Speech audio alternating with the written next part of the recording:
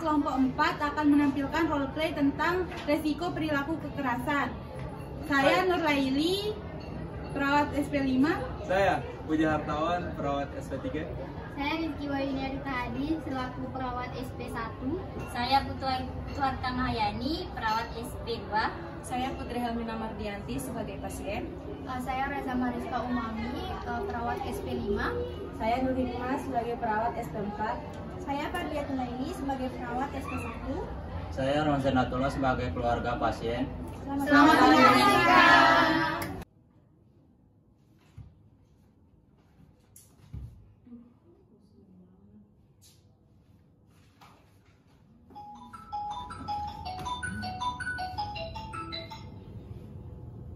Assalamualaikum.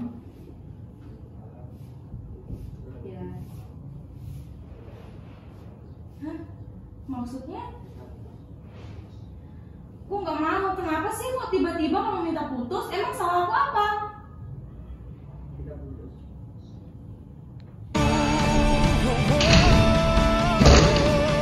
Berakhirlah sudah semua kisah ini dan jangan kau tangis lagi.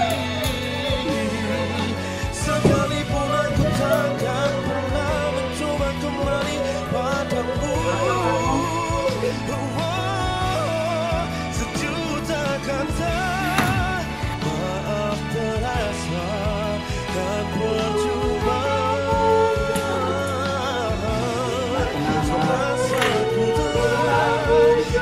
Lupakan dia, ada yang lain.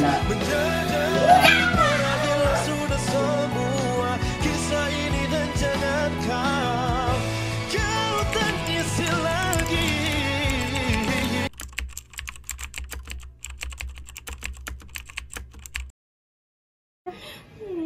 Mau putus. Permisi, Sus. Duduk dulu ya, Nak. Mungkin bapaknya bisa tunggu di luar untuk menjaga privasi dari klien. Siapa tahu dia nggak mau cerita gitu. Bisa ditunggu di luar. Selamat pagi, Mbak. Mbak. Selamat pagi. Mbak. Perkenalkan, saya perawat Dita. Saya yang bertugas pada hari ini. Kalau boleh tahu, Mbak namanya siapa? Dengan Mbak siapa? Putri. Ya, Mbak Putri, ini kenapa Mbak? Mungkin bisa diceritain. Mbak, kalau gitu kita ngomong-ngomong biasa aja ya Mbak, sekitar 10 menit gimana? Kalau gitu bisa diceritain Mbak, gimana perasaan Mbak hari sekarang? Kenapa Mbak nangis? Gitu. Awalnya udah 3 minggu yang lalu, Sus, saya lagi ngerjain skripsi, terus tiba-tiba pacar saya telepon, dia minta putus tanpa masalah. Saya nggak punya salah, tiba-tiba dia minta putus, terus saya nggak mau, tapi dia tetap mau putus. Terus pas putus itu Mbak apa yang Mbak lakuin? Saya nangis, terus saya banting semua yang ada di meja kamar saya, Sus. Setelah itu pas 1 minggu kemudian saya nggak pernah tenang, selalu ngelamun, terus nangis, teriak. Pokoknya saya nggak mau putus, Sus.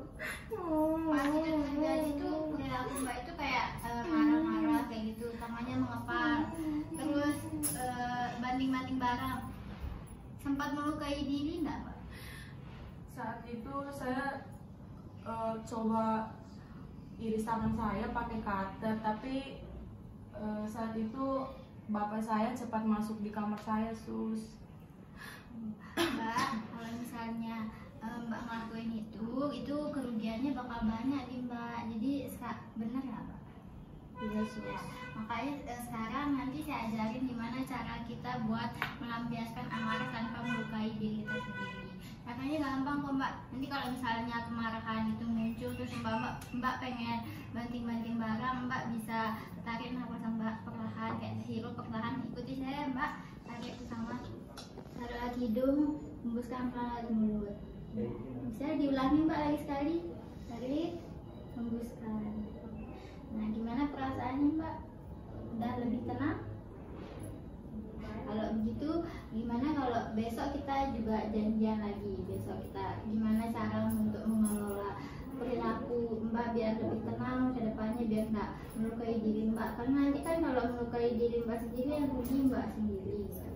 Bisa kita ketemu lagi ya Mbak? Ya, ayo Mbak.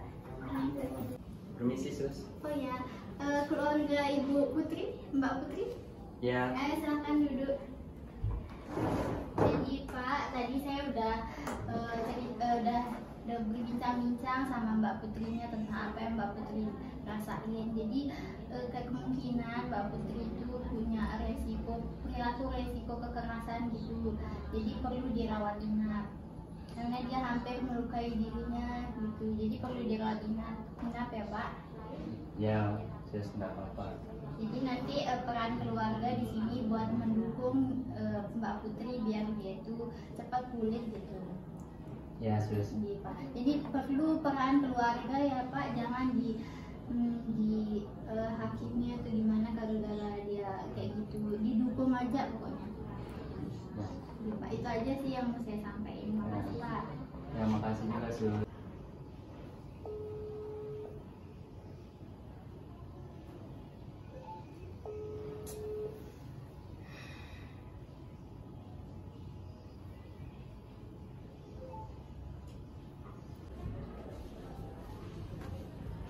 Selamat pagi Mbak. Dengan Mbak Putri ya. Sesuai janji kemarin bersama perawat kita akan mengevaluasi kegiatan kemarin. Sebelumnya bagaimana perasaan Mbak saat ini? Alhamdulillah baik, Sus. Baik, sekarang kita akan belajar mengontrol perasaan marah Mbak dengan kegiatan fisik untuk cara yang kedua. Sejak kita akan bincang-bincang selama 20 menit dan tepatnya di sini. Bagaimana Mbak, setuju? Baik Mbak, jika Mbak ada yang menyebabkan kesal, marah, berdebar-debar, selain dengan tarik nafas dalam, Mbak bisa juga menggunakan cara memukul kasur dan bantal. Sekarang kita akan latihan memukul kasur dan bantal. Sebelumnya kalau Mbak di sini kan? Baik, jika Mbak kalau sedang kesal, marah, Mbak bisa langsung ke kamar terus melampiaskannya dengan cara memukul kasur dan bantal. Sekarang coba Mbak lakukannya sendiri. Dan Mbak lakukan memukul kasur dan bantal.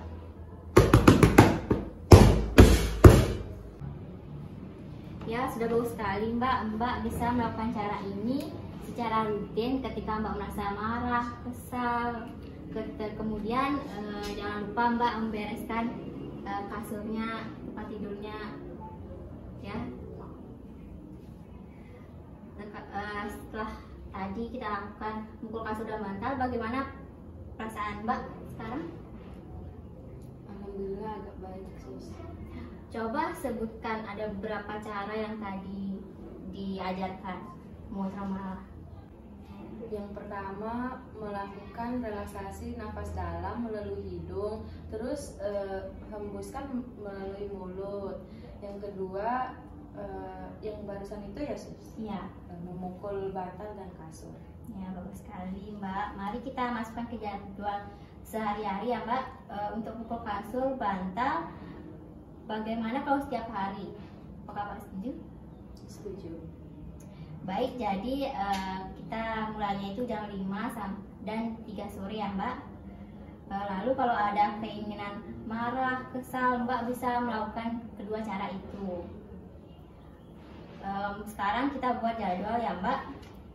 Mau berapa kali sehari Mbak latihan mengontrol amarahnya? 2 aja Sus. Besok, kalau gitu besok kita ketemu lagi ya Mbak. Kita latihan mengontrol marah dengan belajar bicara yang baik. Mau jam berapa Mbak belajar? Jam 3 Sus. Baik, jam 3 ya Mbak ya. Sekarang sudah selesai. Sekarang Mbak bisa beristirahat.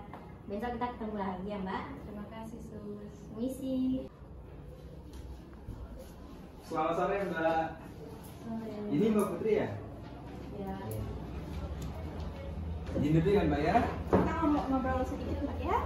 Mbak, apakah sudah diterapkan latihan napas dalam sama pukul bantal kasur? Sudah.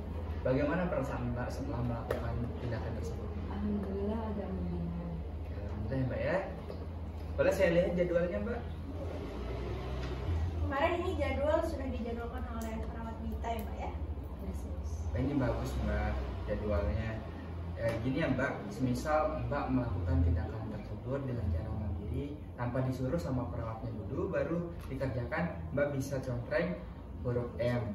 Nah jikalau Mbak diinstruksikan dulu sama perawatnya baru Mbak melakukan tindakan itu, Mbak bisa contreng huruf B. Dan jikalau Mbak tidak melakukan tindakan itu sama sekali, Mbak bisa contreng huruf T ya Mbak ya. Bagaimana Mbak kalau semisal kita ngobrol bagaimana cara mencegah rasa amarah Mbak? Kira-kira Mbak mau di mana ngobrolnya? Di sini aja. Oke, di sini ya. Mbak mau ngobrol berapa lama? 15 menit bagaimana? Oke. Jadi Mbak, kan kemarin Mbak udah belajar cara menyalurkan amarah dengan cara tarik napas dalam sama pukul bantal atau kasur ya. Itu pasti Mbak merasa lebih lega kan Mbak ya? Nah, jadi hari ini kita juga belajar hal baru lagi nih Mbak. Tapi kita itu belajar cara berbicara kepada orang yang membuat kita marah, supaya emosi kita itu nggak meluap untuk disalurkan ke orang lain. Jadi cara gampangnya itu ada 2 cara Mbak.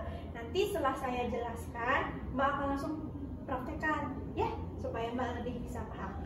Jadi yang pertama itu adalah kita, kan kemarin saya juga mendengar dari perawat lain kalau Mbak itu sempat menelpon teman-teman Mbak, tapi tidak ada yang bisa dihubungi kan? Yes. Karena entah mereka sibuk atau punya urusan yang lain. Jadi mungkin lain kali Mbak bisa menelpon teman-teman Mbak dengan menggunakan bahasa yang sopan dan tidak menggunakan kata-kata kasar. Contohnya seperti ini Mbak ya, saya contohkan dulu, nanti Mbak akan praktekkan. Contohnya seperti ini. Mbak misalnya menelpon teman-teman Mbak, terus halo misalnya namanya Nita, halo Nita, saya lagi kesepian, saya butuh teman cerita, kamu bisa nemenin aku nggak? Intinya Mbak itu menggunakan bahasa yang sopan. Mungkin bisa diulangi Mbak. Halo Nita, aku lagi kesepian, bisa temenin aku nggak? Ya. Terus yang kedua itu adalah dengan cara Mbak kalau misalkan merasa kesal pada orang lain, Mbak langsung aja katakan kalau Mbak itu kesal, supaya Mbak tidak memendam perasaan kesalnya itu. Jadi biar amarahnya nggak meledak-ledak gitu Mbak. Jadi misalnya gini nih, Puji nih misalnya, saya kesal sama Puji. Saya bilang aja, Puji, lain kali kamu jangan ngomong kayak gitu, soalnya saya merasa tersinggung kalau kamu ngomong kayak gitu. Paham Mbak? Coba mungkin bisa diulangi ke Pak Puji. Puji, kamu lain kali jangan ngomong begitu, saya merasa kesal. Gitu ya sis?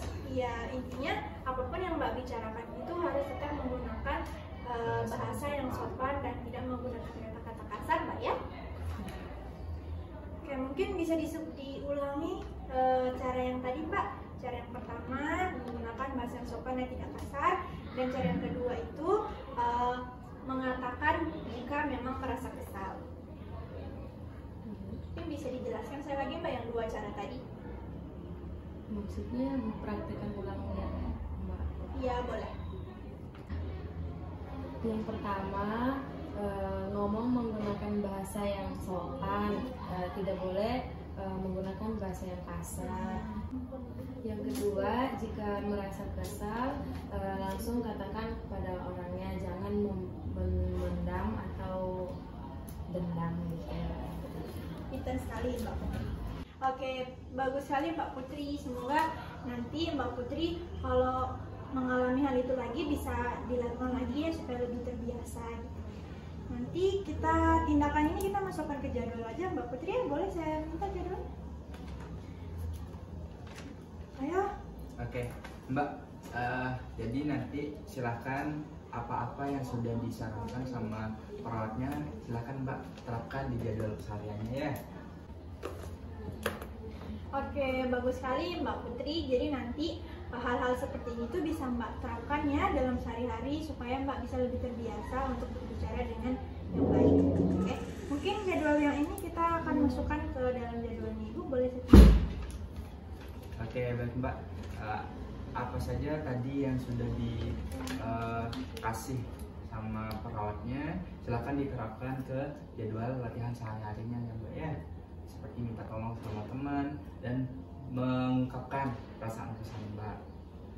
Nah Mbak, bagaimana jikalau nanti kita atau perawat lain ketemu lagi sama Mbak?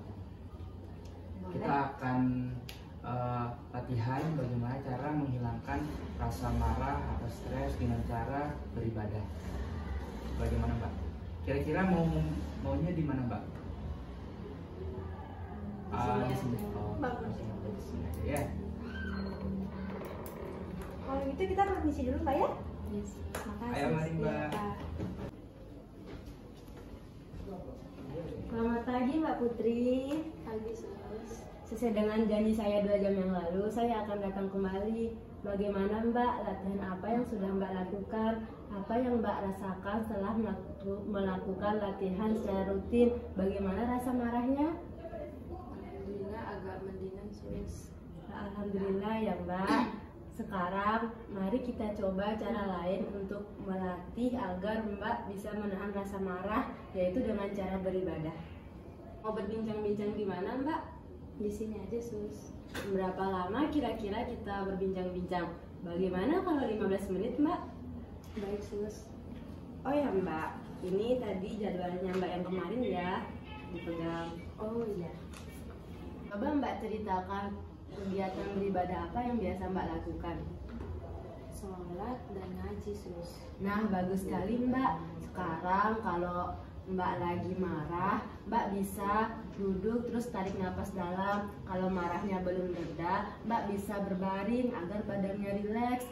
Kalau belum reda juga marahnya, Mbak bisa ambil air wudhu kemudian sholat.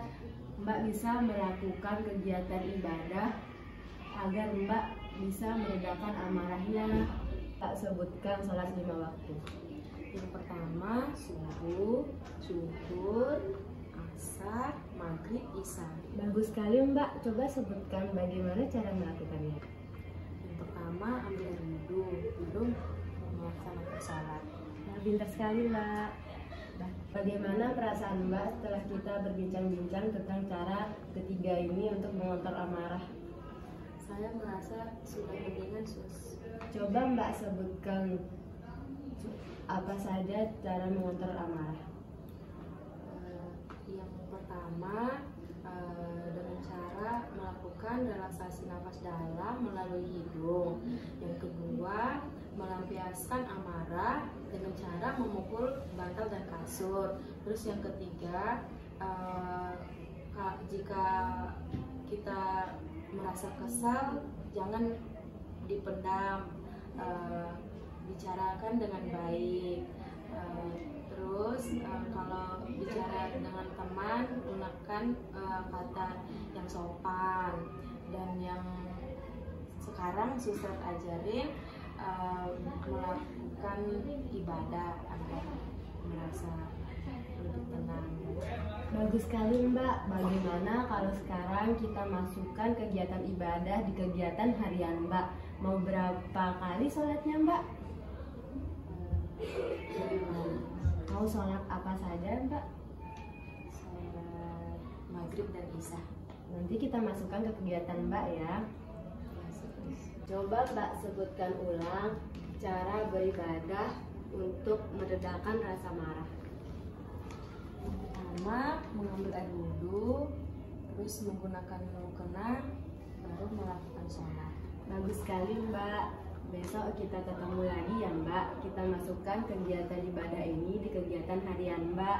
Dan besok kita akan mempelajari cara kelima untuk meredakan rasa marah, yaitu dengan minum obat sesuai dengan waktunya. Baik Sus. Mbak, nanti kita bicarakan cara minum obat dengan benar untuk meredakan rasa marah ya. Iya Sus, saya setuju. Baiklah, saya permisi ya Mbak. Ya, terima kasih Sus. Selamat pagi. Sebelumnya apakah benar ini dengan Ibu Putri? Iya, Sus. Baik Mbak, sesuai dengan janji teman saya kemarin, di sini saya memastikan apakah Mbak sudah melakukan kegiatan relaksasi napas dalam, memukul bantal, memukul kasur, berbicara yang sopan dan tidak keras, serta melakukan ibadah. Apakah Mbak sudah melakukannya? Sudah, Sus. Bagus. Di sini selanjutnya kita akan belajar gimana sih cara minum obat untuk meredakan rasa amarah. Apakah Ibu bersedia? Di sini nanti teman saya yang ngejelasin gimana sih cara minum obat yang benar. Di sini saya memerlukan waktu 10 menit untuk berbincang dengan Mbak. Apakah bersedia? Sudah. Baik, sebelumnya Mbak, apakah sudah dapat obat dari dokter? Sudah, Sus. Baik, berapa macam obat yang Mbak dapatkan dan warnanya apa saja? Bentar ya, Sus. Dokter kasih 3 obat, Sus. Ada warna oranye, pink, sama putih. Baik, berapa kali sehari Mbak minum obatnya? 3 kali, Sus. Jam berapa saja Mbak minum obatnya? Jam 7 pagi, jam 1 siang, sama jam 7 malam, Sus. Baik, saya jelaskan ulang ya Mbak. Nah, yang pertama obat warna orange ini namanya Citizen. Gunanya untuk membantu pikiran Mbak lebih tenang. Yang putih ini namanya obat THP, gunanya untuk membuat Mbak lebih rileks dan santai. Dan yang warna pink ini namanya obat HLP, gunanya untuk membuat pikiran Mbak lebih teratur dan mengontrol rasa marah Mbak.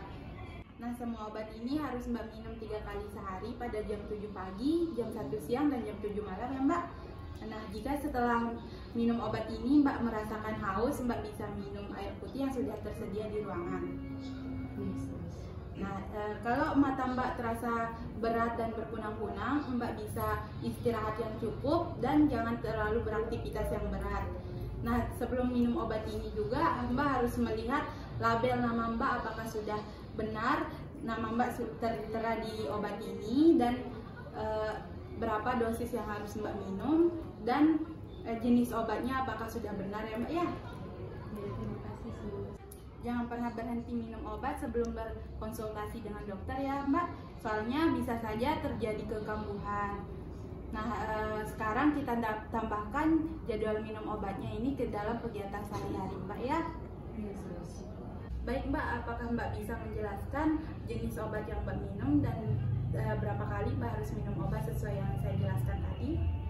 Yang pertama Citizen, THP, dan HLP. Minumnya 3 kali sehari.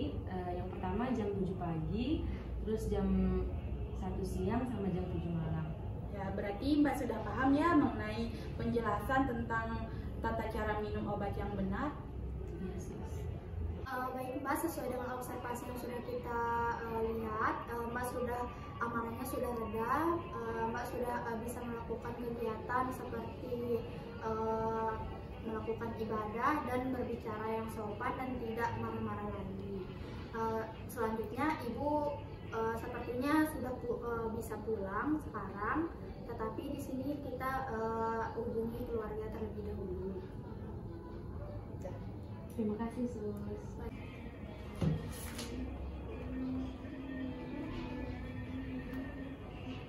Assalamualaikum warahmatullahi wabarakatuh. Baik, apakah benar ini dengan keluarga Putri Helmina? Baik Pak, di sini saudari Putri Helmina sudah bisa pulang, sudah membaik, bisa dijemput. Baik Pak. Oke. Terima kasih. Wassalamualaikum warahmatullahi wabarakatuh. Permisi. Masuk Pak. Dengan keluarganya Ibu Mbak Putri Helmina ya. Oke. Duduk dulu Pak. Jadi di sini perkembangannya sudah membaik. Ibu Mbak Putrinya bisa boleh pulang sekarang. Sekarang saya antar ke ruangan Pak ya. Ayo. Sana-sana. Permisi Mbak Putri. Baik Mbak Putri sudah boleh pulang sekarang sesuai instruksi dokter. Perkembangan Mbak Putri sudah baik. Nah Bapak nanti kalau udah di rumah tetap dikontrol Pak ya. Sebelumnya apa ada yang mau ditanyakan terlebih dahulu? Cukup Bu, tidak ada. Ayo Pak, permisi ya Pak ya. Ya. Ya, terima kasih.